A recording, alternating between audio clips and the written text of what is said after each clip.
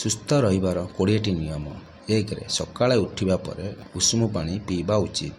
2ରେ ପାଣି ସର୍ବଦା ବସି ବସି ପାନ କରିବା ଉଚିତ। 3ରେ ଖାଦ୍ୟକୁ ଅତି କମରେ 32 ଥର ଚୋବାଇବା ଉଚିତ।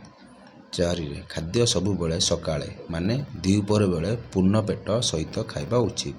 5ରେ ସୂର୍ଯ୍ୟୋଦୟ ପୂର୍ବରୁ ଜଳଖିଆ ଖାଇବା ଉଚିତ।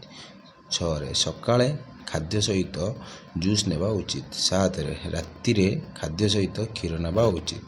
8ରେ ରାତିରେ ଖଟା ଫଳ ଖାଆନ୍ତୁ ନାହିଁ। 9ରେ ଆଇସ୍କ୍ରିମ୍ ଖାଇବା ବନ୍ଦ କରନ୍ତୁ। 10ରେ ବହୁତ କମ୍ ପରିମାଣରେ କୋଲ୍ଡ ଡ୍ରିଙ୍କସ୍ ପିଅନ୍ତୁ। 11ରେ ରାତିରେ ବହୁତ କମ୍ ଖାଦ୍ୟ ଖାଇବା ଉଚିତ। 12ରେ ଖାଦ୍ୟ ଖାଇବା ପୂର୍ବରୁ ପ୍ରାୟ 1 ଘଣ୍ଟା ପୂର୍ବରୁ ପାଣି ପିଅନ୍ତୁ।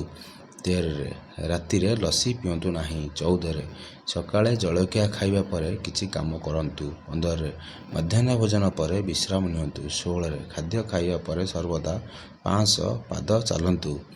17ରେ ରାତ୍ରି ଭୋଜନ କରିବା ପରେ ବଜ୍ରାସନ କରିବା ଜରୁରୀ।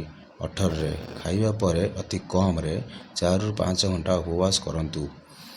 19ରେ ସକାଳୁ ଉଠିବା ଆଖିରେ ଥଣ୍ଡା ପାଣି ମାରନ୍ତୁ। 20ରେ ରାତିରେ 9ରୁ 10 ମଧ୍ୟରେ ଶୋଇବା ଉଚିତ। ଧନ୍ୟବାଦ।